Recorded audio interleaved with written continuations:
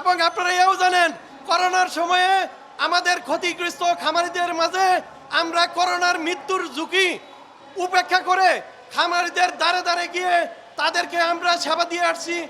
আপনারা ইতিমধ্যে অবগত আছেন আমাদের মাঠ পর্যায়ে 41-4200 এলএসপি আজকে আমরা বেকার। আপনারা ইতিমধ্যে আরও জানেন বাংলাদেশ স্বাস্থ্য খাতে হিউম্যান স্বাস্থ্য খাতে প্রত্যেক ওয়ার্ডে একজন কিংবা একের অধিক স্বাস্থ্যকর্মী থাকা সত্ত্বেও সারা বাংলাদেশের সবচেয়ে সম্ভাবনাময় খাত হচ্ছে এই প্রাণী স্বাস্থ্য সেবা।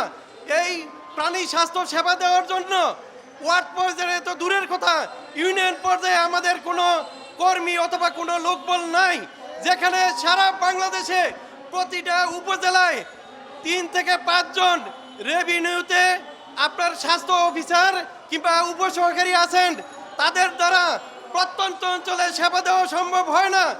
আপনারা ইতিমধ্যে জানেন বিভিন্ন প্রাকৃতিক দুর্যোগ মহামারীর সময়ে আমাদের এই এলডিটিবি প্রকল্প আসার পরে প্রত্যেকটা ইউনিয়নে রাত নাই দিন নাই আমরা খামারিদের দ্বারে দ্বারে গিয়ে বিভিন্ন মহামারী মোকাবেলা করার জন্য আমরা তাদের কাছে সেবা পৌঁছে দিয়েছি।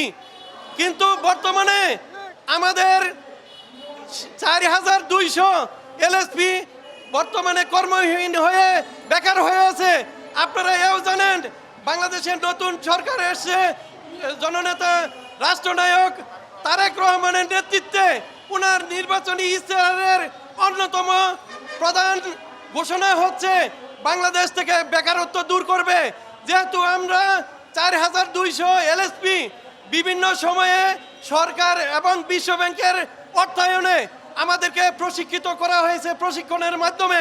আপনারা এও জানেন আমরা প্রতিটা ইউনিয়নে একটি করে আপনার হচ্ছে ডেইরি পিজি গড়ে তুলেছি, যেই ডেইরি পিজের মাধ্যমে আপনারা ইউনিয়ন পর্যায়ে খামারিদেরকে আমরা প্রশিক্ষিত করেছি এবং আমাদের দেশ দুধ মাংস ডিমে স্বয়ংসম্পূর্ণ হয়ে আমরা বিদেশেও রপ্তানি করার মতো অবস্থায় পৌঁছেছি।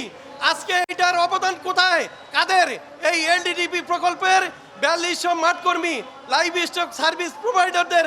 এবং আপনারা এও জানেন করোনার সময়ে আমাদের ক্ষতিগ্রস্ত খামারিদের মাঝে আমরা করোনার মৃত্যুর ঝুঁকি উপেক্ষা করে খামারিদের দ্বারে দ্বারে গিয়ে তাদেরকে আমরা সেবা দিয়ে আসছি এবং তাদেরকে বিভিন্ন প্রণোদনা দিয়ে আমরা সরকারের পক্ষ থেকে সাহায্য সহযোগিতা করেছি।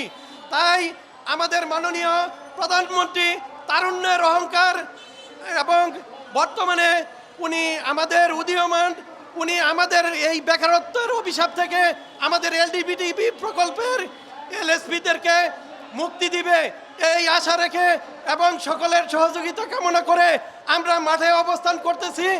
আশা করি আপনারা সবাই আমাদের এই ব্যাপারে সদয় হবেন। ধন্যবাদ সবাইকে। আসসালামু আলাইকুম।